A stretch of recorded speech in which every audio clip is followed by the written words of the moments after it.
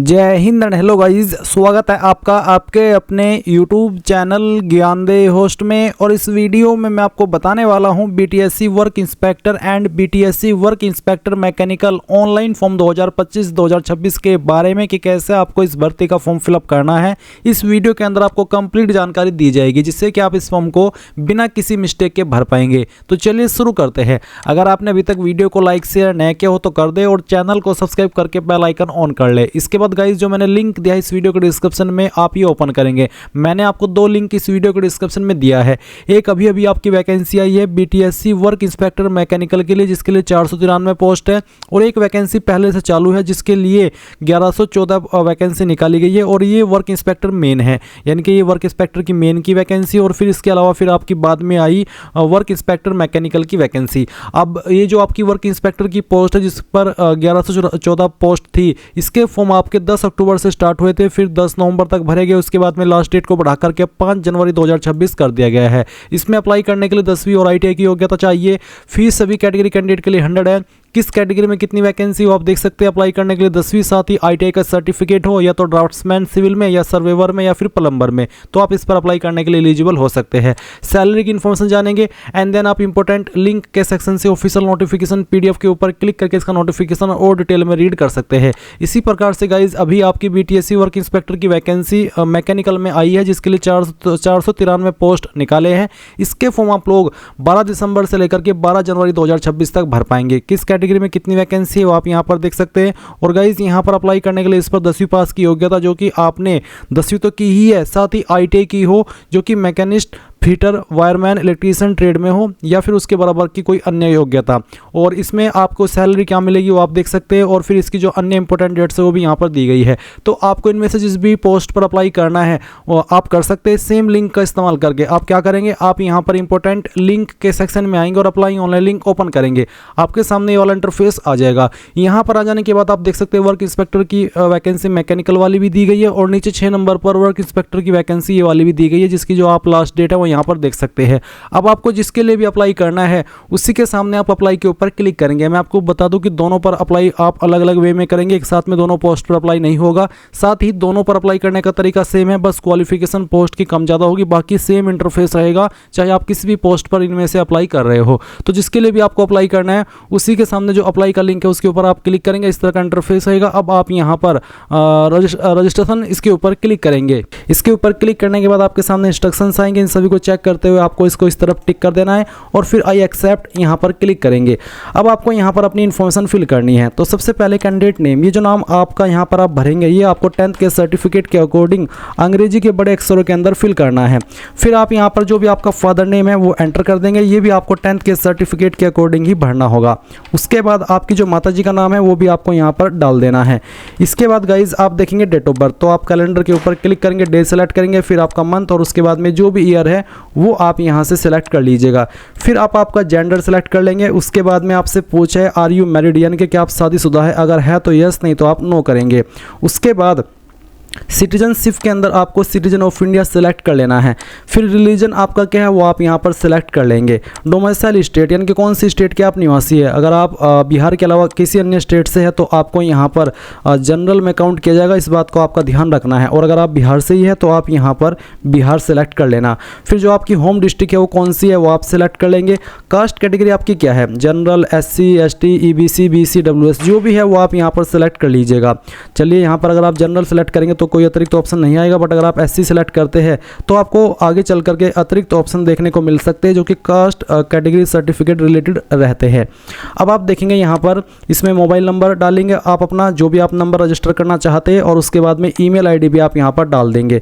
फिर other detail में सवाल पूछा है are you dependent of freedom fighter, यानी कि जो फ्रीडम फाइटर थे, स्वतंत्रता सेनानी थे, क्या आप उनके आश्रित है, उस फैमिली से बिलोंग करते हैं, आप उनके पोता पोती है, अगर हाँ तो यस, नहीं तो आप नो करेंगे। आर यू हैंडीकैप्ड दिव्यांग, अगर आप दिव्यांग है तो यस, नहीं तो आपको नो करना है। फिर एक सवाल है, क्या आप सरकारी कर्मी है या फिर थे नियमित संविदा, चाहे नियमित थे चाहे फिर संविदा वाले। अगर आप ऐसे कैंडिडेट हैं तो आप यस करिएगा, नहीं तो नो कर देना है। फिर इसके बाद देखेंगे कैंडिडेट परमानेंट एड्रेस, तो जो आपका परमानेंट एड्रेस है वो आपको फिल करना है। इसमें यहाँ पर आप नेम CO में जो आपका फादर नेम है वो आप डाल देंगे। फिर आपका जो बाकी का एड्रेस बचता है जैसे कि हाउस नंबर या फिर विलेज वो आप यहाँ पर लिखेंगे।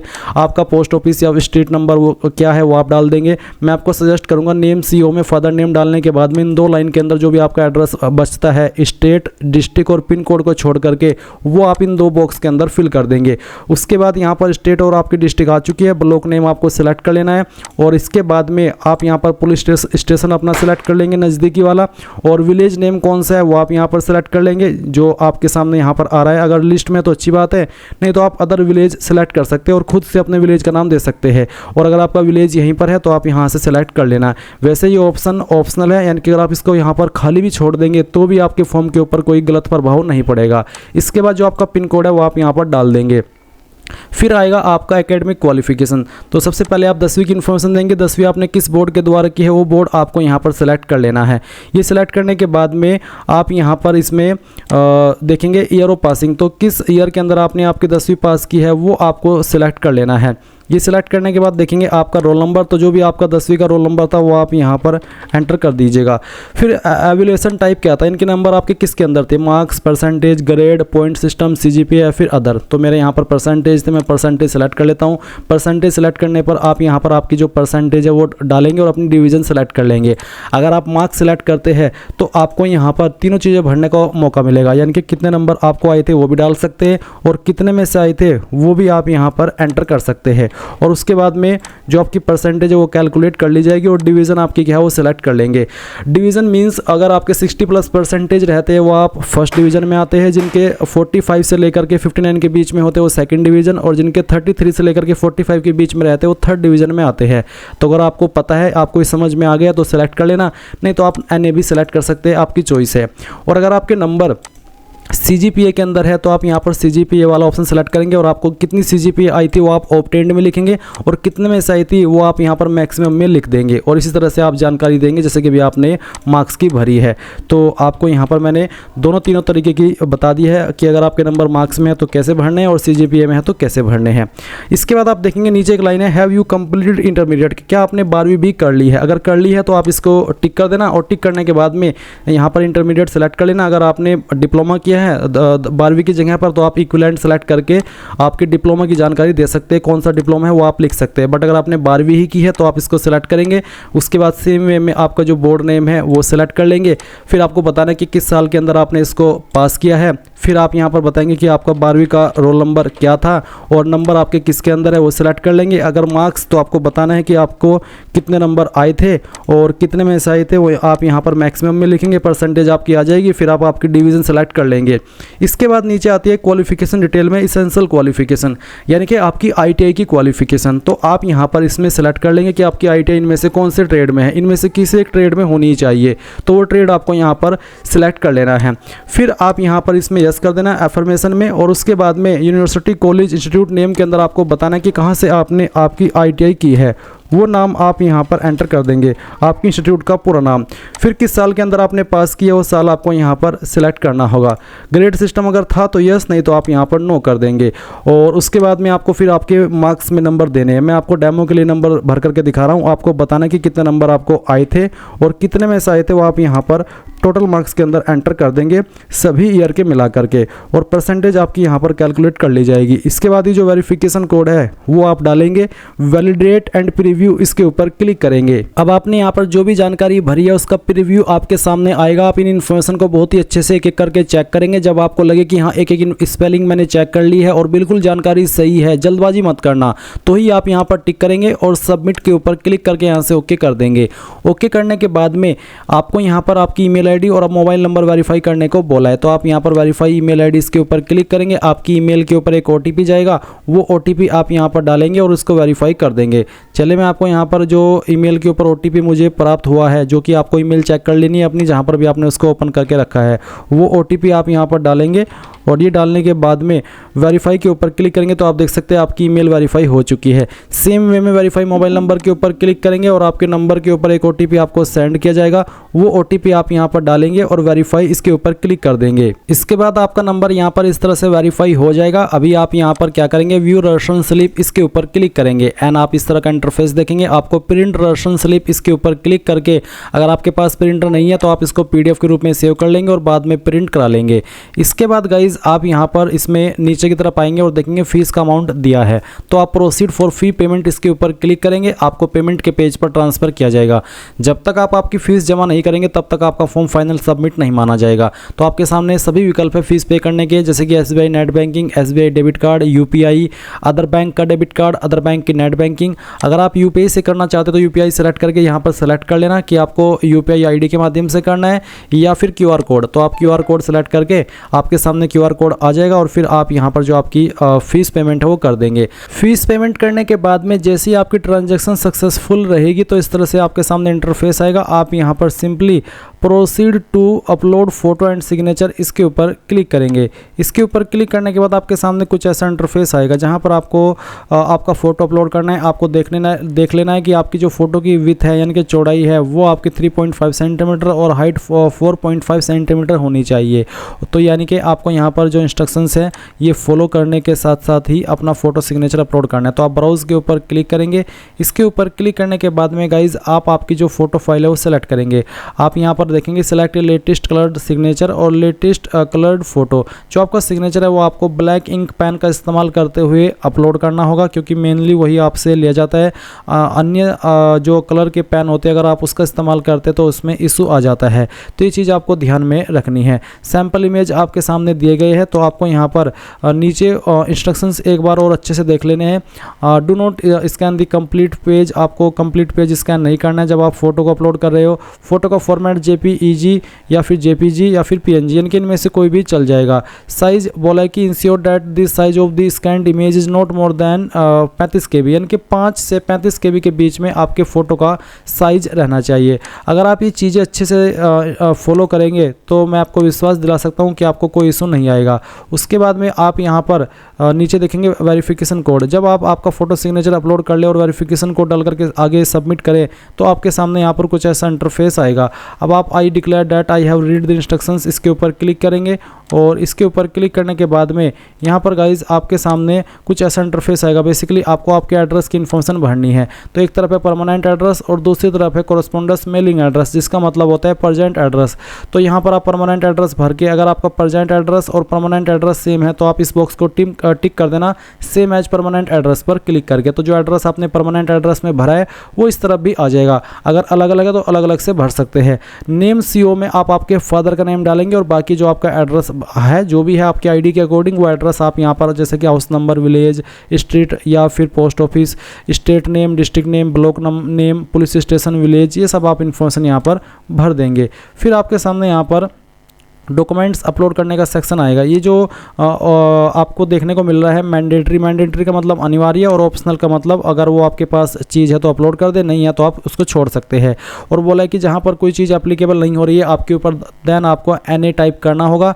इसके अलावा साइज़ आपको 25 KB से लेकर के 2048 KB के बीच में रखना है और साइज़ तो मैंने बताया अभी। और फॉर्मेट आपको PDF का रखना होगा। तो पहला है मान्यता प्राप्त औद्योगिक प्रशिक्षण संस्थान से ITI यानी कि जो आपकी ITI है उसकी डिटेल आप भरेंगे। इसी कटोरी में आप बताएंगे कि किसके द्वारा आपका जो ITI का सर्टिफिकेट है वो जारी हुआ है, NCVT, SCVT या फिर आप चाहे तो यहाँ पर जो आपकी यूनिवर्सिटी का नाम है उसका भी नाम दे सकते हैं क्योंकि उसके द्वारा ही वो जारी होता है। तीनों चीज़ें में से आप कोई भी भर सकते हैं, NCVT या फिर SCVT या फिर आपकी इश्यूइंग अथॉरिटी यानी कि आपकी इंस्टीट्यूट का नाम।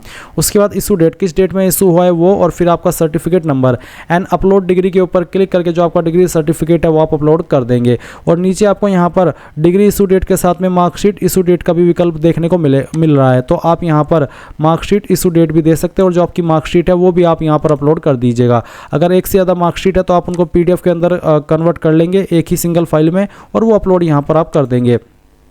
इसके बाद में आपके सामने यहाँ पर नीचे की तरफ आएगा जो कुछ और डॉक्यूमेंट्स है, document of qualification Aadhaar card में आप यहाँ पर इश्यूइंग अथॉरिटी देंगे। अगर जैसे कि मैंने अभी बताया कि अगर कोई उसके ऊपर एप्लीकेबल हो रही है तो आप भर देंगे। वैसे आपका जो आधार कार्ड है वो जारी होते हैं UIDAI के द्वारा, और इशू डेट किस डेट में हुआ है, और उसके बाद में सर्टिफिकेट नंबर में आपका जो आधार कार्ड का नंबर है वो आप दे सकते हैं। ये ऑप्शनल है, अगर देना चाहे तो दे दीजिए, नहीं तो आप चाहे तो इसको खाली छोड़ सकते हैं। फिर आप एज प्रूफ में या तो 10वीं का सर्टिफिकेट दे दीजिए, या फिर जो आपका जन्म प्रमाण पत्र बना हुआ है तो आप उसकी जानकारी दे दीजिए।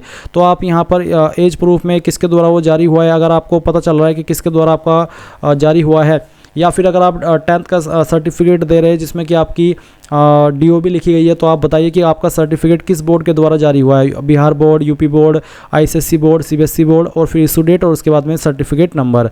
उसके बाद अपलोड योर ITI मार्कशीट, आपका जो ITI मार्कशीट है वो आपको यहाँ पर अपलोड करना है। फिर ITI का सर्टिफिकेट अगेन अपलोड कर देना है, मैट्रिकुलेशन यानी कि 10वीं का सर्टिफिकेट, और फिर यहाँ पर जो 10वीं की मार्कशीट है वो अपलोड करनी है। अगर आपका 10वीं का मार्कशीट और सर्टिफिकेट अलग अलग है तो दोनों में आपको सेम फाइल अपलोड कर देनी है। अगर 10वीं का सर्टिफिकेट और मार्कशीट अलग अलग है तो अलग अलग अपलोड करना है। अगर सेम ही है मार्कशीट भी और सर्टिफिकेट भी, तो जो आपने 5th पॉइंट में अपलोड किया है वो आप 6th पॉइंट में भी अपलोड कर देना। ये सभी डॉक्यूमेंट आपको बहुत ही अच्छे से ध्यानपूर्वक अपलोड करने, सभी का फॉर्मेट PDF का रखना होगा। साइज 25 से 2024 KB के बीच में रखना है, यानी कि 25 KB से लेकर के 2 MB के बीच में आप फाइल का साइज रख सकते हैं। तो जैसे ही आप इन फाइल को सिलेक्ट कर ले तो आप यहाँ पर पहले सेव एज ड्राफ्ट के ऊपर क्लिक करके इस डिटेल को सेव कर ले, और फिर आप यहाँ पर सेव एंड नेक्स्ट के ऊपर जैसे ही क्लिक करेंगे आपके सामने आपके फॉर्म का प्रीव्यू आ जाएगा। इन जानकारी को चेक करते हुए आप यहाँ पर I accept the about declaration में प्लीज सेलेक्ट के ऊपर क्लिक करके यस करेंगे, और फिर प्रीव्यू फॉर्म के ऊपर क्लिक करके जो भी इन्फॉर्मेशन आपने अभी तक भरी है उन सभी को चेक कर लेंगे। जब आप पूरी तरीके से श्योर हो जाए कि मैं सभी इन्फॉर्मेशन भर चुका हूँ, तो आप यहाँ पर I have verified and confirm that all the details furnished by me, इसके ऊपर टिक करके आप यहाँ पर इसको सबमिट कर देंगे। जैसे ही सबमिट करेंगे, सबमिट एप्लीकेशन फॉर्म के ऊपर क्लिक करके क्या वेरिफिकेशन को डालते हुए तो जो आपका फॉर्म है वो सबमिट हो जाएगा, और आप अपने फॉर्म का फाइनल प्रिंट आउट ले पाएंगे। इस तरह से गाइज आप लोग इस फॉर्म को भरेंगे। आई होप ये प्रोसेस आपको सब कुछ समझ में आ गया होगा। अगर अभी भी आपका कोई सवाल डाउट रह गया हो तो आप कमेंट के माध्यम से पूछ लीजिएगा। ये थी आपकी BTSC Bihar work inspector online form 2025 के बारे में कंप्लीट जानकारी। Thanks for watching. जय हिंद।